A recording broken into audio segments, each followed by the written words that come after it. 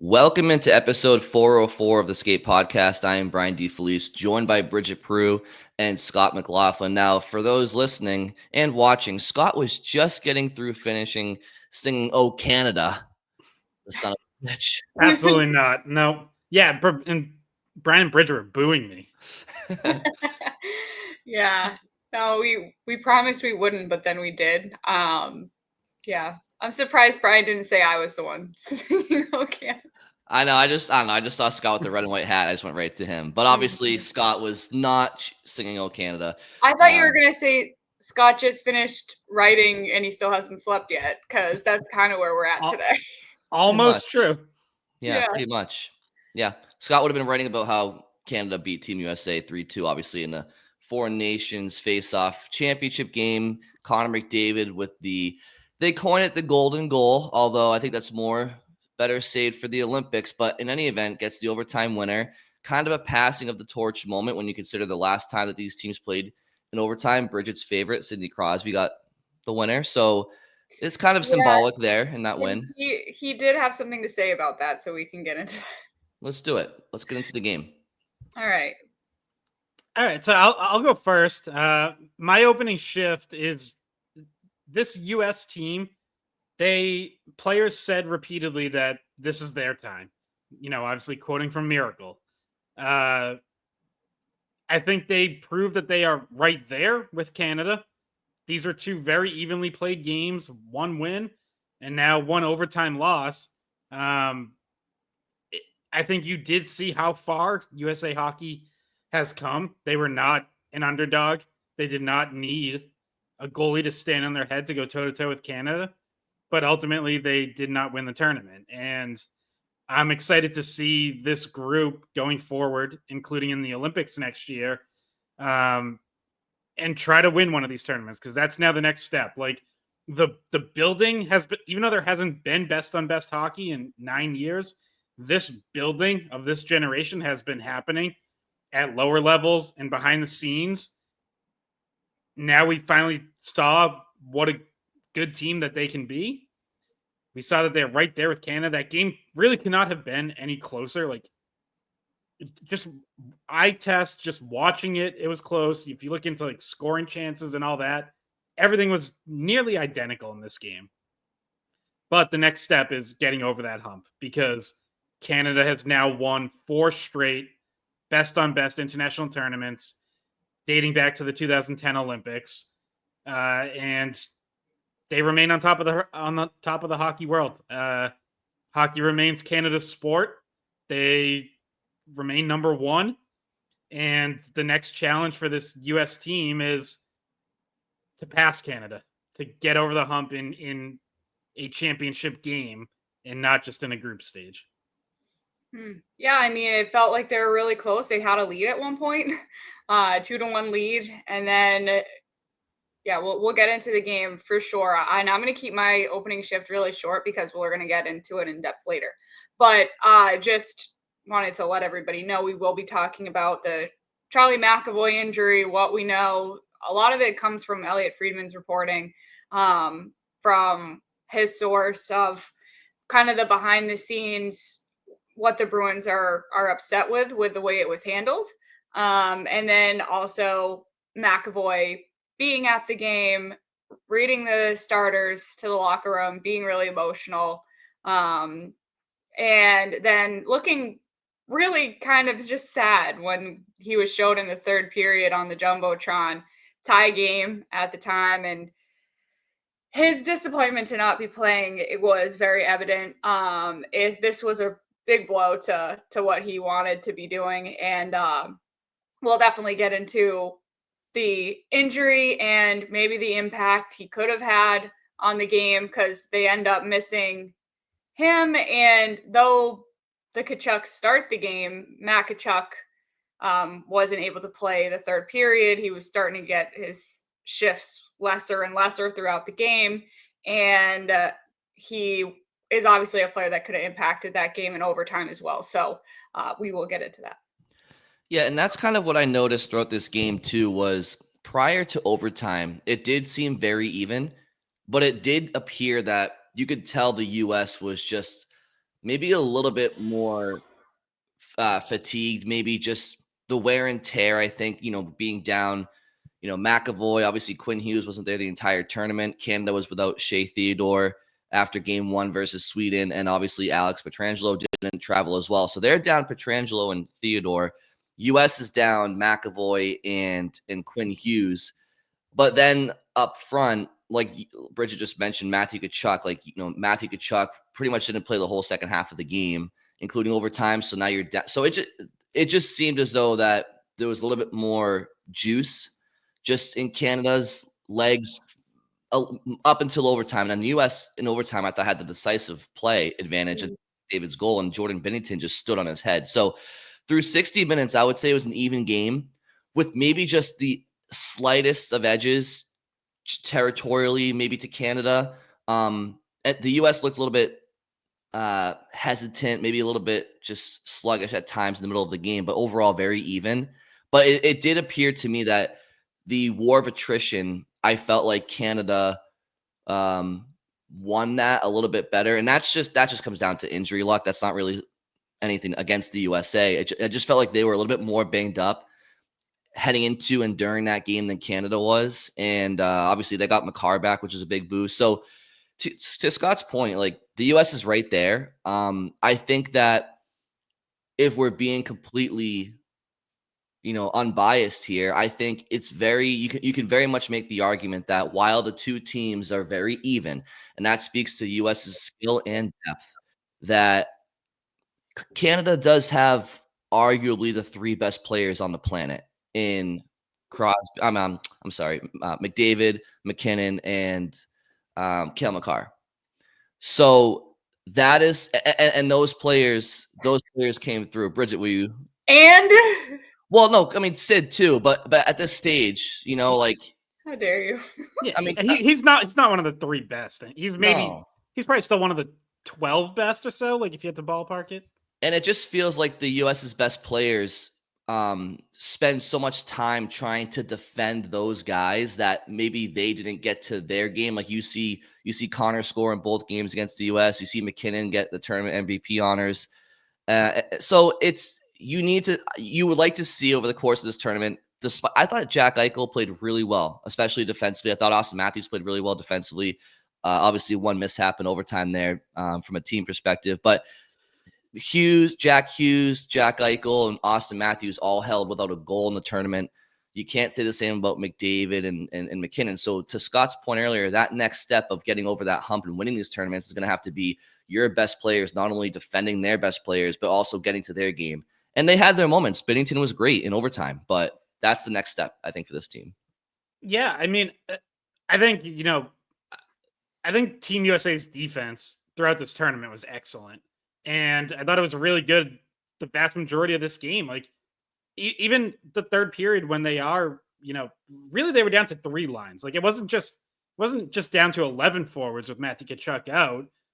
For the sake of line consistency, they really didn't play Vincent Trocheck or Chris Kreider either. And they kind of just rolled 3 lines. Trocheck took a couple of defensive zone faceoffs because he's very good on faceoffs, obviously. But that was really about it. Then he was going right off the ice as soon as the puck left the zone. And Kreider barely played at all. So even with maybe getting a little worn down, they held Canada to 4 shots on goal in the third period. They were taking away space. They weren't letting them get inside. And then, unfortunately, all it takes is the one breakdown in overtime where, Austin Matthews is on McDavid, and then he starts to chase the play to the corner. Mitch Marner was kind of alone, and unfortunately for the U.S., 2, almost even 3 guys kind of all go to chase him, and you leave the best player in the world uncovered in the slot. Just a mix-up that, is going to kill you in a tournament like this. So it's really unfortunate for this team that that's how it ends with the D-zone breakdown like that, because their defense and their defensive zone coverage especially had been so good, like especially in a short tournament like this where you have so little time to come together as a team to look that cohesive defensively. I mean, McDavid really hadn't done anything in that game until that. And that's what makes him so great. He only needs one of those. That's it. Yeah, well, there was a few times that the U.S. just gave the puck away to him earlier in the game as well, but it just didn't turn into anything because defense stepped up and stepped in the way, or maybe made him think he didn't have a shot, so he forced a pass that was actually not the better option, and so they had some bold strategies when it came to what to do with McDavid, and he was picking off passes, and obviously leaving him alone in the slot like that, you pretty much set your goalie up for failure. And that's exactly what happened. So as soon as you see him get the puck there, you're like, oh, it's over before you even see it go in the net, really. So yeah, and you're talking about like the team defense, and Jacob Slavin was so impressive. I know we were texting about it during the game, and literally everyone that I was sitting next to, we were constantly going, it's Jacob Slavin again. Of course it is, because every single time someone broke up a play that looked dangerous, including a lot of times against Connor McDavid, like he just poke checked the puck off his stick, which it's not easy to do with him. Connor McDavid is one of the best puck possessors of all time, and he was Slavin was able to poke the puck off his stick, just get body position on him, block shots, just he was doing everything. And without him, Canada probably would have had 5 goals. Like he was specifically responsible for at least one save and slowing down some like Connor McDavid partial breaks that probably would have resulted in goals. So I was really impressed with him. We can get into either now or later some of the players that we were impressed with and some that maybe we were underwhelmed with. Yeah, that's it. Just while we're on that, I would add Brock Faber as a Mhm. huge part of defending McDavid in that game. Early in overtime, Connor McDavid is twice in the matter of like a minute going one-on-one against Brock Faber, and Brock Faber broke him up both times. Like, talk about, I mean, for a 22-year-old kid, like, to be on that stage, by the way, led the U.S. in ice time in the championship game, and have Connor McDavid coming at you one-on-one and just like so calmly break up the play I thought it was a super impressive tournament for Faber. And that's what the U.S. needs. We're talking about being able to pass Canada on a world stage, and right now it's looking even, but not that they've passed them. But it starts with guys being able to defend those 3 best players, because Canada, those guys are going to be around. McDavid's not going anywhere anytime soon. So do you have the right guys to slow him down, to defend him, to not make him as effective, and not make him look like the vintage McDavid, to the point where you like the matchup that you have, because pretty much any team in the league he goes against is not really an ideal matchup for the opposing team to try to send out there to slow him down. But you have to at least have something that you like, that you can go to, and I feel like those 2 guys definitely were steps in the right direction for the way to cover some of the better players in Canada. Well, I was just taking note, and I was happy I was finally able to confirm that I was able to see Charlie McAvoy and Brock Faber in the same room, to realize that they are in fact 2 different people, because they look incredibly similar.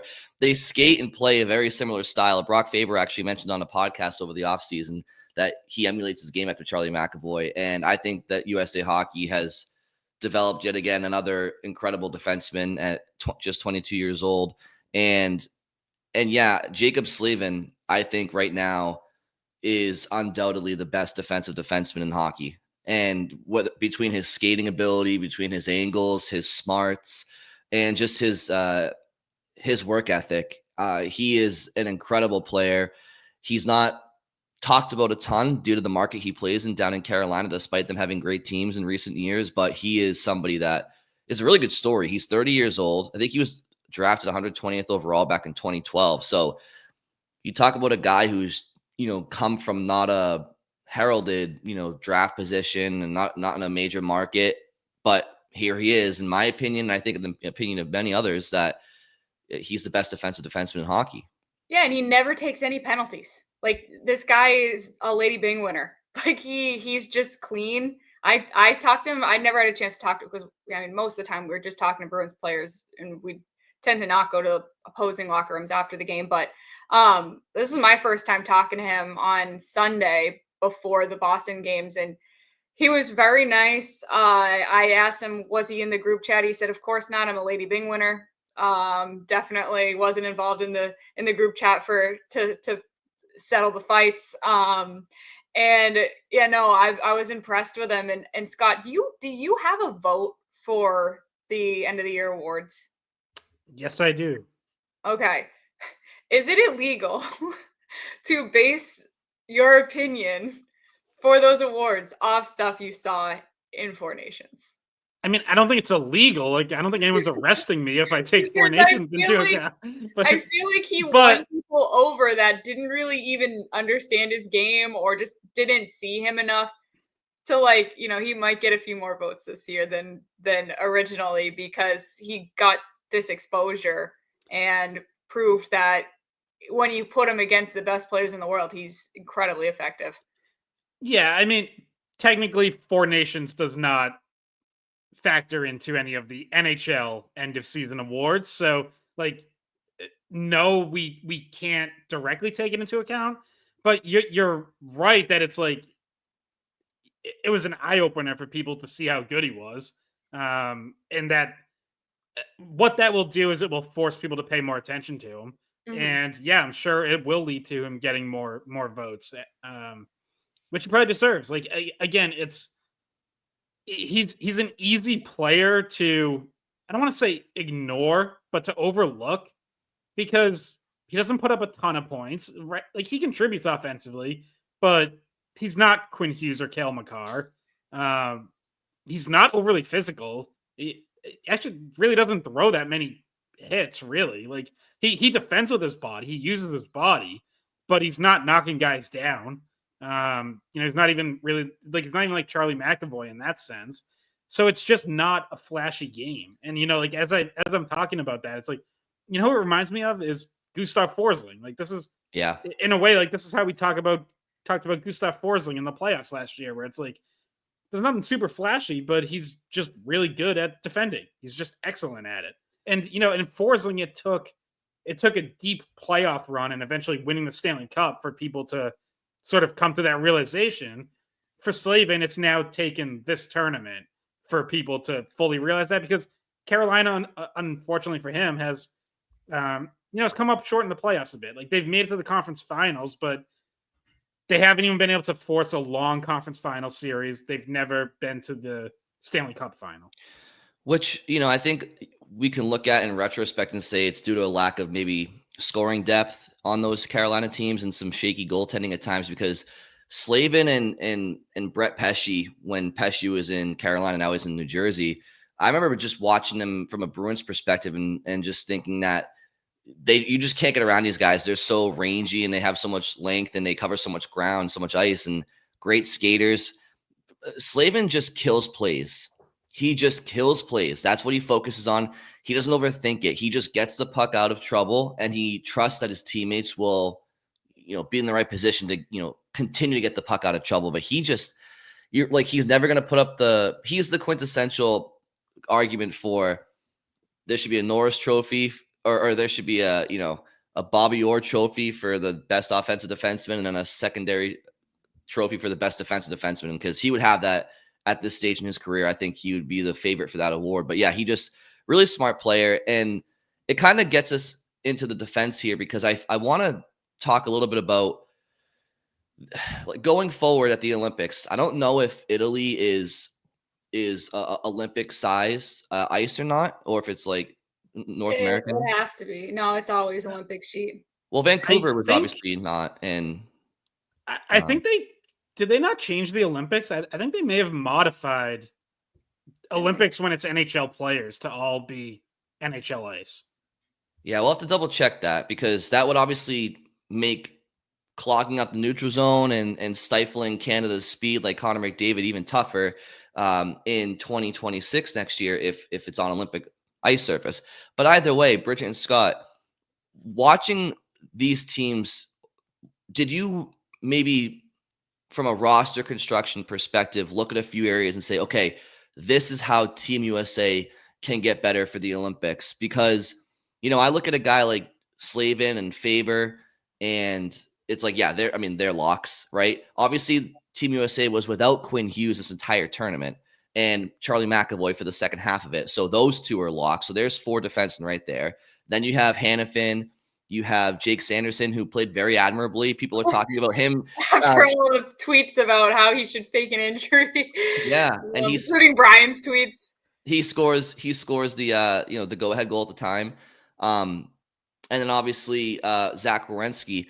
Adam Fox, to me, is somebody who, he didn't have a great tournament. We're talking about players that underwhelmed and whatnot and exceeded expectations. And I just thought Adam Fox he didn't appear to be much of anything out there. And in fact, he was on the ice for the Sam Bennett tying goal. It was an Adam Fox turnover, and he was on the ice for the overtime winner. I'm not going to completely blame him, but I think he was one of the players that kind of chased in the corner. So if we're looking at areas to improve on the blue line, starting at the blue line, I don't think Adam Fox is a sure thing for the Olympic roster next February. Maybe he's an extra.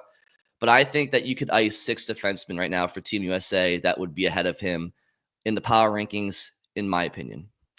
Yeah, it was not a good tournament for Adam Fox. That turnover on the stretch pass that led to one of Canada's goals, 3-on-2 coming right back at them. And then he gets sucked in by Mitch Marner's cut to the middle, which leaves Sam Bennett wide open. All tournament long, just thought he struggled under pressure. And he has had a little bit of a down season this year. Now, look, this is a player who's won a Norris Trophy and who's finished top 5 in Norris voting each of the last 4 years, and deservedly so. So I would have a hard time imagining a player like that doesn't bounce back, respond, and still find his way onto the team. I do think Olympic rosters have an extra roster spot or two. I think they bring 25 players to the tournament. So that's basically 1 extra forward, 1 extra defenseman. So that probably helps. You can bring 8 guys, not just 7. But yeah, you're right. It's a loaded blue line, and he didn't do himself any favors in this tournament. And those, Faber's already a lock. Jake Sanderson, I think, made a case for himself, and he's going to, he's what, 22, 23. And he's only going to get better over the next year. So yeah, there's going to be a lot of competition there for sure. And if they're healthy, then it's going to be an even better group than what we saw in this championship game, including players that didn't make this 4 Nations roster, like Jacob Chikrin's an example. I mean, he's a strong U.S. defenseman. John Carlson is more of a veteran at this point in his career, but he didn't make this roster. So there's a lot of competition even outside the guys that made this 4 Nations team, and even more so, I think, when we start talking about the forwards for Milano, I think there's definitely some cases to be made about where can the U.S. improve offensively, because there are some players that, like I said off the top, Jack Hughes without a goal, he's obviously going to make the Olympic roster. Jack Eichel without a goal, he'll make the roster. Austin Matthews, he'll make the roster. Those guys didn't score any goals, but there were some. I think there were definitely some players that were left off this 4 Nations roster. Tage Thompson is an example. Clayton Keller is an example. I mean, there's a ton of American prospects that could have been on this team, where you could look at a few players, some elder statesmen like a Chris Kreider or Vinny Trocheck, and say, there could be improvements there in the speed and skill category, or are you trying to select purposeful players for certain roles as opposed to the best players, the famous Herb Brooks quote. So there's definitely some arguments to be made here for some players on this roster next year. Yeah, I thought Trocheck did not have a good tournament. I thought he took, I thought he took a lazy penalty. I thought I don't know. I was not impressed with him keeping up to the speed of that game. But who else was on that fourth line that I really did like? Larkin. I thought Larkin had a good tournament. I thought after 2 periods in the championship game, he had the most shots for USA. He had 2 of them shorthanded. Like, he has a role to play, and I thought that he was also effective on the offensive side of things, not just killing penalties and I thought he played really well. For if you're looking into the depth of the lineup, because he was playing in the bottom 6, I thought he did pretty well. So I think he stays. Trocheck, I'm not so sure about. Kreider obviously scored when he first came in, but then didn't get a lot of ice time. And yeah, they do have other options, and they have a whole year to see which guys are trending in the right direction and which guys aren't. And so, I mean, it's a good basis to build off of, and I still do think they're going to have the best goaltending. We can talk about that too, because Binnington throughout the tournament was not the best goalie, but in that game he was. So really, sorry, you can finish, but I'll weigh on forwards first, and then we can get to goaltending. Yeah. Dylan Larkin's a lock. Yeah. He was great in this tournament. Awesome. Matt Boldy would be another one who really stepped up. Probably came into this tournament a little bit unheralded. Those of us who maybe followed him because he's from Massachusetts, went to BC. Like, you could, he's got multiple 30-goal seasons already as a 23-year-old in the NHL. I thought he was really good. Trocheck, you like the face-off ability, but can you find someone else to do that who can also chip in other ways? Brock Nelson, I thought, had a really quiet tournament. Yep. And a bit of a rough championship game. An interesting roster decision made by Mike Sullivan and his staff in this game was scratching Kyle Connor and keeping Kreider, Nelson, Trocheck all in the lineup. Becomes an even easier second guess when you lose Matthew Tkachuk. And now you're like, damn, we could really probably use another offensive talent like Kyle Connor, who is tied with Eichel for the most points by an American in the NHL this season. Which, by the way, it's not like they couldn't foresee that there was going to be health issues with Matt Tkachuk, because there had been already. And even though we were kept in the dark about what those were, the team knew. And maybe this is a situation where the Florida Panthers are mad at the way that the injury was handled with their player, because Matt Tkachuk is probably the one saying, I want to play, but like, how much was he advised to rest the injury that he had? And it seems like there might be another situation where there's a little bit of controversy over how that was handled, because maybe he made himself worse. Maybe he made the injury worse, because if he wasn't able to play through it in the championship game, USA Canada, the biggest, he was so excited for that game. And only something serious would keep him out of it at the end there when they're going tied into overtime 2-2. Like, to keep him off the ice, it would have to be something really serious. So and Mike Sullivan talked after the game. He said basically Tkachuk brings a lot of value, even if he can't give them a ton of minutes. He's obviously an emotional leader on the bench, but it's like, but ultimately you need guys on the ice, and again, if you knew there's a chance he was going to be limited, maybe you bring a better offensive player like Connor, keep him in the lineup, even though I know he didn't have a very good tournament. So he's another guy who becomes interesting in this equation. Austin Matthews and Jack Hughes.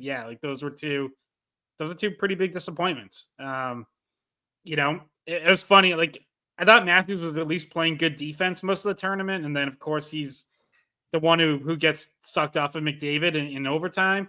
Jack Hughes, I thought, quite frankly, looked like physically overwhelmed at times in this tournament, especially against Canada. He was getting knocked down left and right. He also is the quintessential flyby forward who just reaches out to pretend he's going to try to take the puck away from you on the forecheck, or to try to get it back, but just kind of barely leans over and just you know what I mean? He just he just does a flyby. He doesn't actually really try to win a board battle. He just slows you down for half a second, and then the other player just goes by. I feel like Jack Hughes looked a little bit uncomfortable playing the wing. I think in a tournament like this, to Scott's point, you have some heavy defensemen, some heavy forwards, and he's not used to picking up pucks in the wall. He's not used to a defenseman pinching on him. And when you're playing in the middle of the ice, yeah, you got to play some tough assignments down low and you got to be physical. But you have that ability to kind of gain speed, a la Connor McDavid. And when you're somebody with Jack's skating ability, I just think that was a choice Team USA made to get those two creative guys together. And obviously it's, you're not going to put Austin Matthews in the wing necessarily. So maybe you can question, okay, do you separate them on lines then? But I think, again, these are kinks that we haven't seen at best on best with U.S. players in a while. So I think Four Nations for all these teams was an opportunity to see some players that haven't played together before and how those dynamics work. So I would be surprised. I'm never too surprised, but I would think that maybe for the Olympics they would try to have Jack flank a line as a centerman, but especially if it's on bigger ice. But it sounds like maybe it's not. So that's something to keep an eye on. It still might be. I tried to look it up and I don't know. Couldn't really find much, but yeah, one of the rinks is still under construction, and there's one that was an existing rink, so we might be able to look that one up. But the other one is being built still, so that I don't know. There's not a lot of information about it. I'll put it that way because I was looking into it the other day and just trying to figure out if I go where I should stay. That's kind of in between the rinks, and there was not a lot of information. Yeah, on the line shuffling and guys playing out of position stuff, that was also part of the value of this tournament to these coaching staffs and managing staffs, is figuring out who can play where. Because even on the other side, John Cooper, you end up with Braden Point playing left wing next to Connor McDavid, on his off wing. He's not even a winger anyways, but playing on his offside. And Cooper obviously coaches Point in Tampa. And he even said he was like, I didn't know if he could play wing. We've never played him on the wing in Tampa. And he was like, but I kind of saw something that made me think, it could potentially work. And it did for them. And, Mitch Marner started at the top of Canada's lineup, got moved down, ended up back up top on a line with McDavid and Point. So I think, these coaches also learned a lot about who can play where, which centers can move to the wing, who has chemistry with who. And that's, again, because this kind of tournament hadn't happened in 9 years, they didn't know any of that going in. And you only had a couple full team practices and a couple games to try to figure it out. Yeah, trying to figure out the power play. I mean, they made adjustments on the power play in their first game to put the Kachucks both on the same unit, and it looked great. And then they end up putting them on the same line, and that also looked good. So, when they're healthy, that could be, something you go to. And I thought Jack Eichel looked great on the power play. I know he didn't have a goal. I was a little bit surprised. He played well enough, but he's more of in my mind, he's very much a pass first guy, and he's more of a distributor, and he's a very creative thinking puck mover. So a lot of his value comes from his setups, and sometimes guys just don't finish it. But he looked really good on the power play, I thought. He's someone I was impressed with. Zach Werenski, another guy I thought had really good stretches. I know there was a few mistakes in the championship game. But on the tournament as a whole, I thought that he played his role well, and including on the power play, because he was QBing the top unit a lot. So he was somebody that is a lock, obviously, I would say, to be back and somebody that you can lean on in some of those situations. So yeah, I don't know if there was anyone else you guys were underwhelmed by. I know Austin Matthews could have done more in the tournament. I said it on the radio right before the game, but he did set up both of those goals for US. He was involved in both of those goals. I thought that he was a pretty good team player in certain situations, like you mentioned, playing defense and distributing. And they maybe just didn't get the puck to him in his most dangerous areas. On the power play, he's normally super effective with Toronto. He didn't get a lot of good looks on the power play. Well, they didn't have any power plays. Yeah, they didn't have any. They didn't have a lot of power plays in the tournament. I feel like after they didn't have. No, it's true. There was they didn't have a single power play in the championship game, but they had some earlier in the tournament. There was times where it was all right, well, that was obviously a penalty, but the rules just don't apply to this game. Yeah. Like, the rules just straight up just did not apply. It was just like, yeah, it's just whatever. But you know what? I can't say most people would complain about because there didn't feel like there was any sort of like rigged aspect to it because there wasn't, the whistle wasn't coming out too much. The only penalty in the final game was against Trocheck, and that was obviously, undebatable. Yeah, that was very, very obvious and like with open ice, and everybody could see it like clear as day.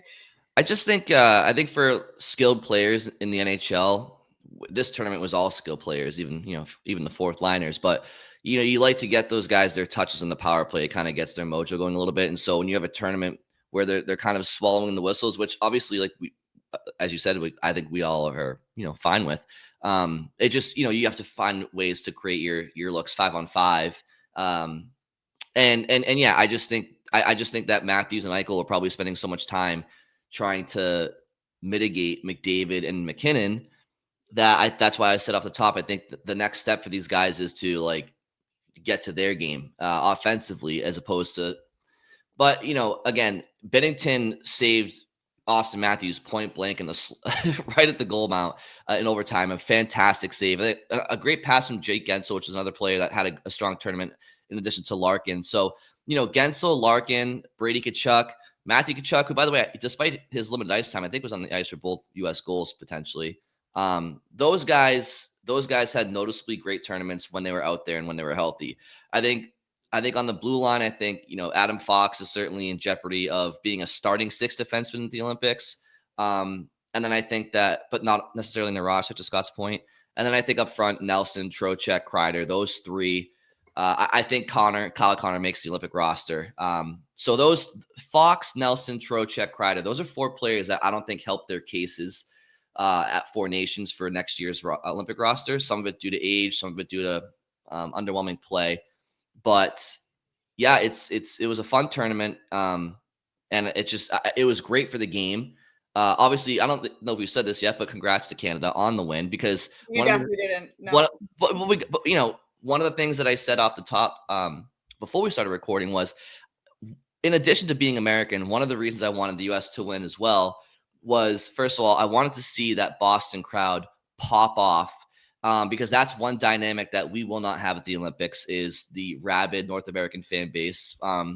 So the away team wins last night, so the pop wasn't as loud.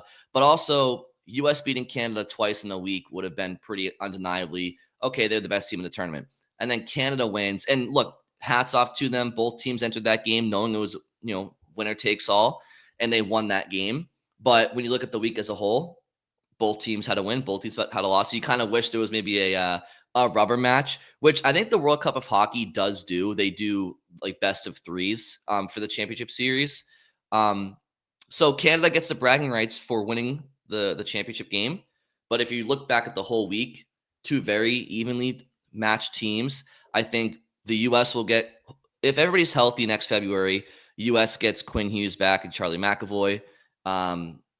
Maybe Team Canada gets Alex Pietrangelo back in addition to Shea Theodore, and then maybe some changes up front. And then as far as the future of these teams, when Sidney Crosby retires and Brad Marchand retires, you're talking about a U.S. defense corps that's going to have to, defend the Macklin Celebrinis of the world and the Connor Bedards, that next wave of Canadian forwards that are right on the cusp. And the U.S. has those forwards too that, Hockey Canada is going to have to defend as well. So both programs, one of the things I wanted to do today was try to identify a roster of U.S. players and Canadian players that were not on the Four Nations teams to see how stacked those teams would have been as well, because the depth of Hockey Canada has always been there and it continues to be there. And USA Hockey is right there as well. I think the one thing Canada could say is that despite both teams having immense skill and depth, the best player on each team combined still belongs to Canada. And I think you can say that with Macklin Celebrini and Connor Bedard as well with the future generations, and unless we see a U.S. forward really step up here in the next couple of years as well. Yeah, we'll see. I think both countries have a lot of young talent. Yeah, Yeah, and but World it Juniors, like if you look at some of the World Juniors players to kind of look at like that might not even be the next right. generation. We might be like 1.5 generations talking about that, but yeah, Yeah, I yeah. mean the US is going to have a Ryan Leonard at some point, Mhm. and maybe Will Smith gets to this level, or Gabe Perreault, James Hagens, who's going to be a top pick in this year's draft. Like, yeah, but both teams have a lot to look forward to too. Just quickly though, like since we're on the topic of like elite players, and we mentioned Austin Matthews. Okay, he sets up 2 goals, had played good defense other than that very last play. Yeah, but ultimately, this is a guy who's been the best goal scorer in the world the last 6-7 years. You need him to score goals. He scored 0 Yeah. in this tournament. He Yep. yeah, he had chances. He didn't bury them. Ultimately, that's the difference. Nathan McKinnon and Connor McDavid buried their chances.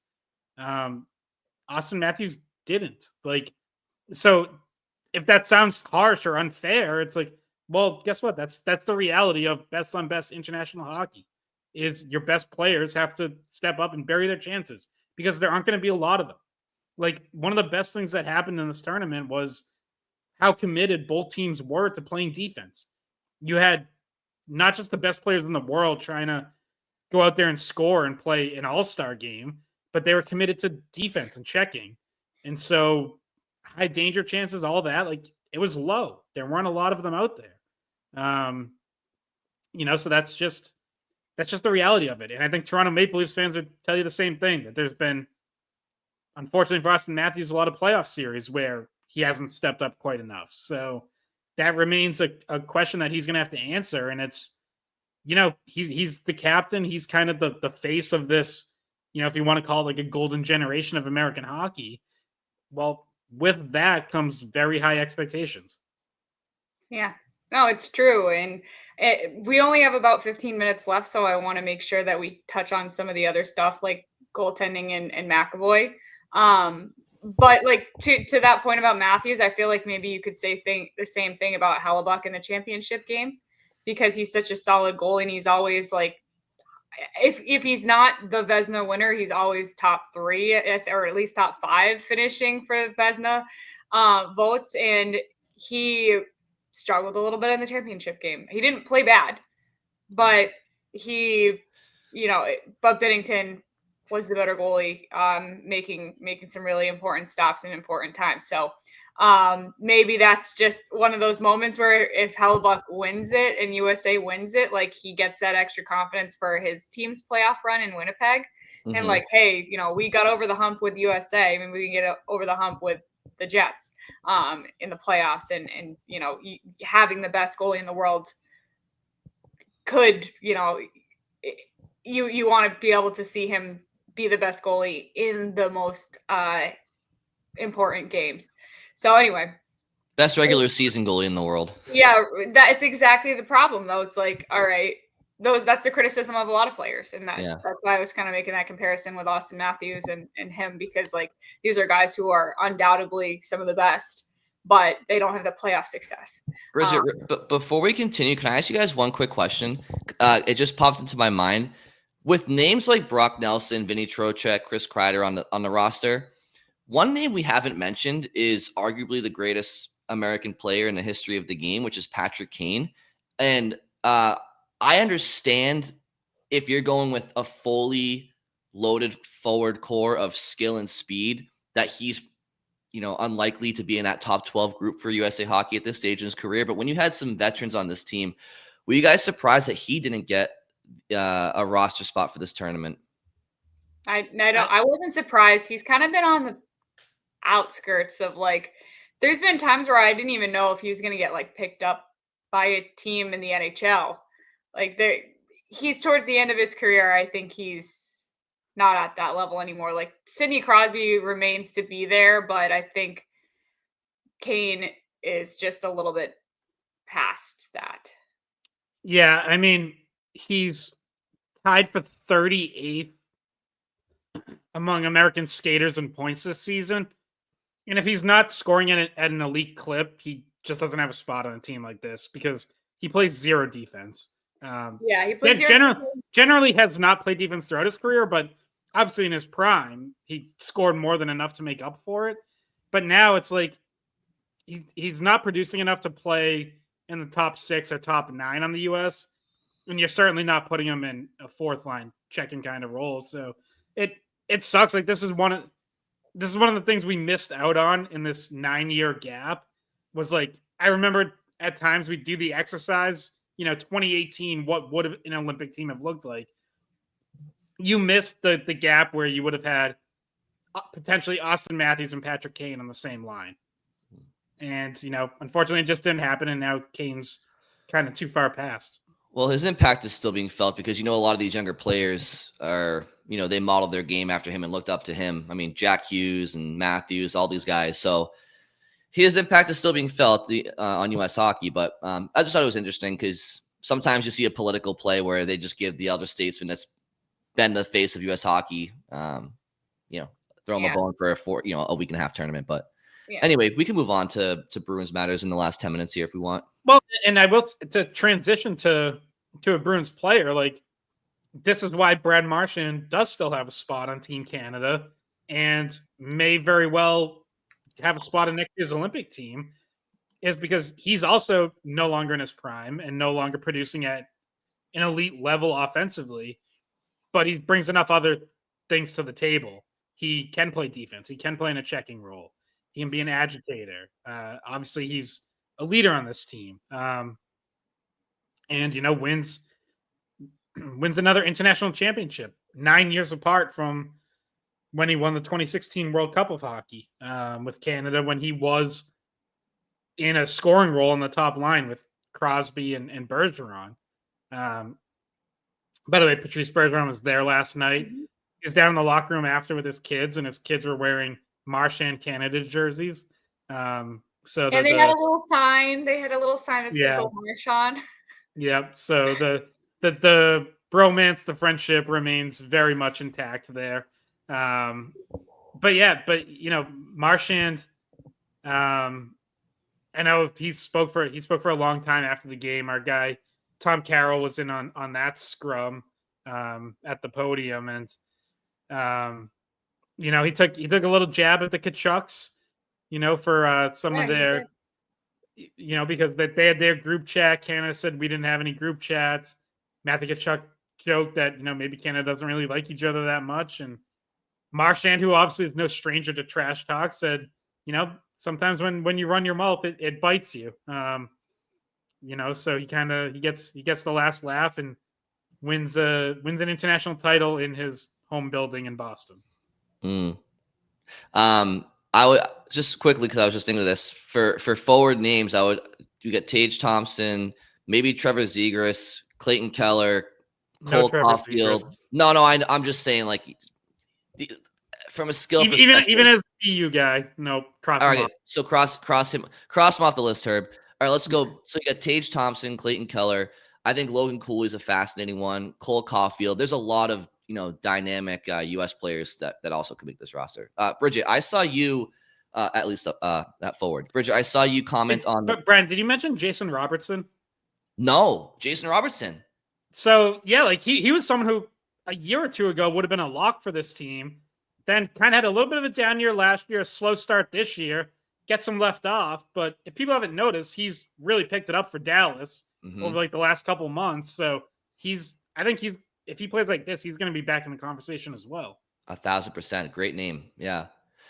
Bridget, I saw you comment on the Charlie McAvoy video in the locker room. Very, very strange to see Atlantic Division rivals, Austin Matthews, Brady Tkachuk, Matthew Tkachuk, in addition to the rest of the Team USA, comfort an emotional McAvoy who was, moved to tears. They're rubbing his head. It's just one of those, you get reminded, oh, that's right. These guys have all been division rivals throughout their NHL careers, but they were also all best friends at the national development program before they got to the NHL, and that they're all still good friends to this day. Pretty cool moment. But of course that gets us into McAvoy potentially missing time. Well, not potentially, absolutely missing time with Boston, and Hampus Lindholm is still out of the lineup. So again, Bridget Scott, we've been talking a lot of USA hockey and international hockey the last few episodes, but there's still a Bruins season to go here, and it's kind of it's a come down effect. You got USA versus Canada at the Garden in overtime. Now we're going to go to Bruins Ducks. So with a depleted Bruins lineup. So let's get back into the Bruins stuff before we sign off quickly. Yeah, can I start? Go for it. Well, I'll keep this to McAvoy. So he's in a sling, comes to the game, reads the starters. He's there. He's in a sling the whole time. Had Freebird blasting in his car on the drive over. Yes, of course. But I will posted that to his Instagram story. I thought it was very heartwarming when they were all giving him hugs, and it made me a little emotional because when I see someone crying, sometimes I start crying.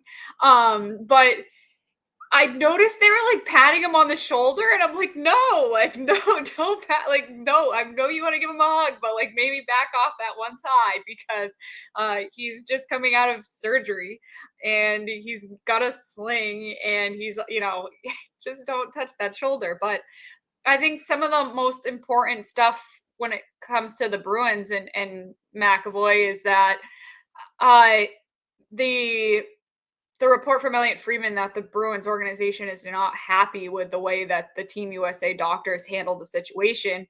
And I'm sure, and Elliotte Friedman said as much, that more will come out and that there's more to the story of, where the line of communication was. Like, did they even tell Don Sweeney what was going on? Because it sounds like the issue that the Bruins had was that there was a lack of informing the people on the Bruins side.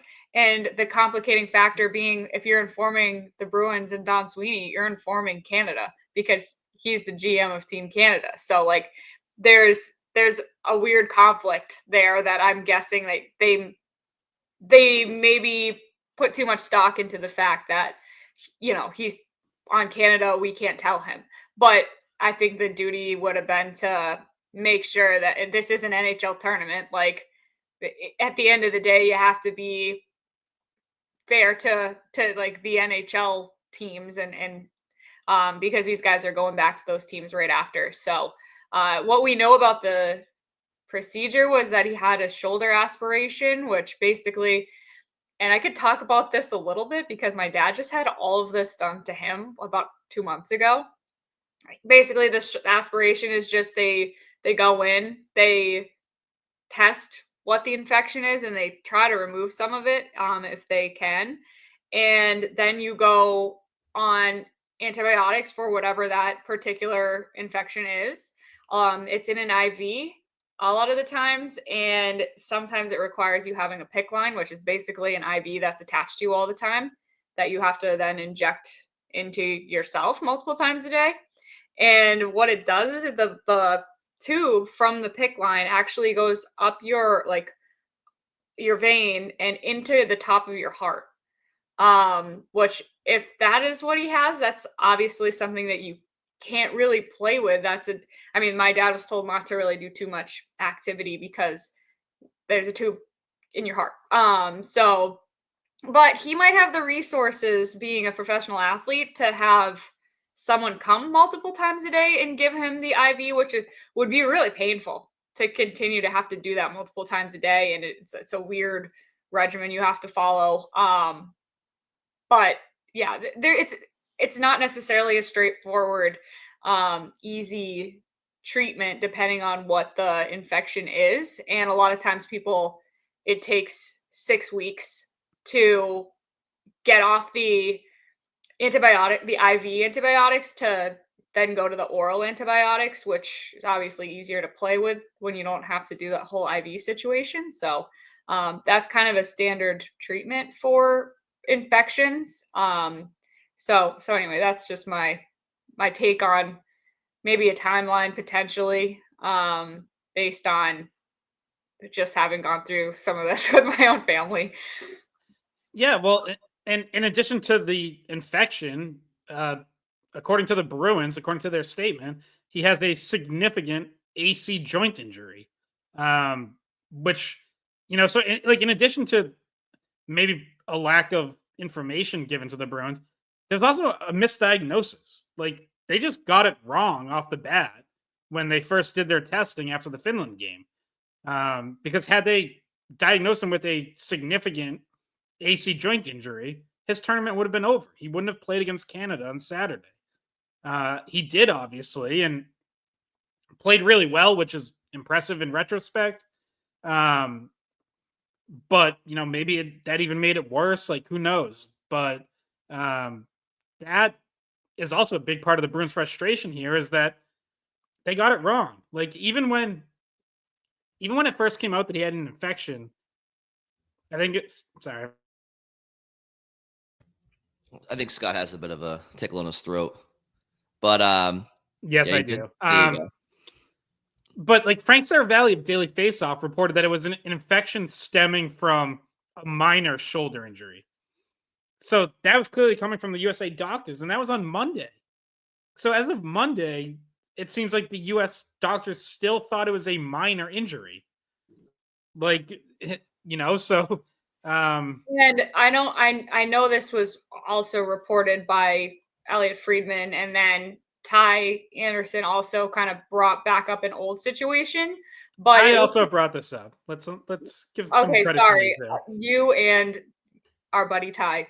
That it's the Minnesota Wild's doctors that were the Team USA doctors, and that in the past the Bruins had an issue with their diagnosis of Pat Maroon when they traded for Pat Maroon, and they didn't think they gave him an honest assessment of what Pat Maroon was dealing with. And again, sorry, Bridget, to jump in, not just whether it was an honest assessment, they straight up disagreed with the Minnesota Wild's diagnosis of Pat Maroon. Pat Maroon had already started he had missed 2 months with a back injury. He had started skating with Minnesota before the trade. He got to Boston, and the Bruins were like their doctors looked at him, and they were like, "You shouldn't be skating. Like, why do they already have you back on the ice?" And if you remember, he then didn't skate with the Bruins for like 3 weeks after the trade. Never mind playing a game. He wasn't skating at practice or even on his own.